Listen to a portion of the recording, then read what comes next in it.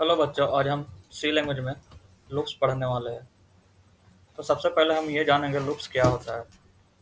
किसी टास्क को बार बार रिपीट करने के लिए हमें लूप्स की ज़रूरत पड़ती है, उसे हम लूप्स कहते हैं।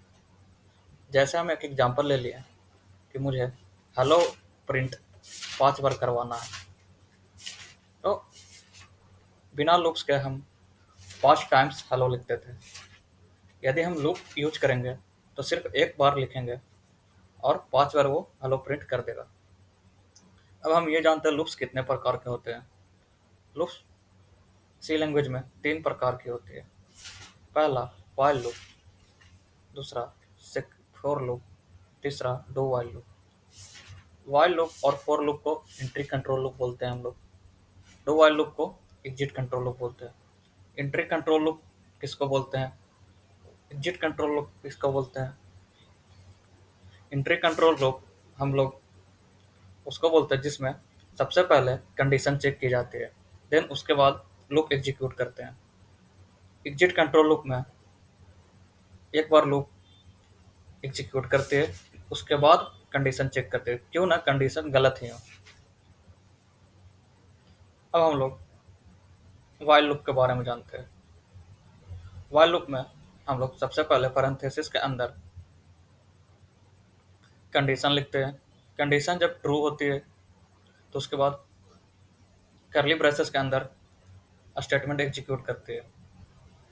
जैसे हम एक एग्जांपल से समझते हैं, मेरा एक टेबल प्रिंट कराना हो 1 से 10 तक, तो व्हाइल लूप के हेल्प से हम प्रोग्राम लिखेंगे और उसके बाद उसको हम एग्जीक्यूट करा देंगे। अब आते हैं हम फॉर लूप में। फॉर लूप में 3 एक्सप्रेशन होती है पैरेंथेसिस के अंदर। पहला एक्सप्रेशन इनिशियलाइजेशन होता है, दूसरा कंडीशन होता है, तीसरा इंक्रीमेंट डिक्रीमेंट होता है।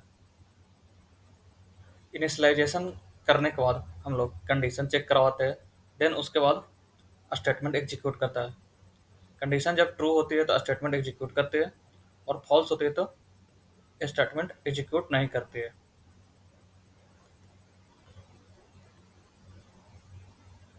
तो इसके हेल्प से हम एक प्रोग्राम बना लेंगे और उसको एग्जीक्यूट करा देंगे।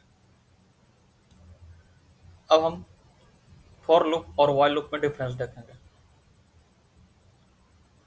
फॉर लूप में सिंगल लाइन में ही सिंटेक्स होती है।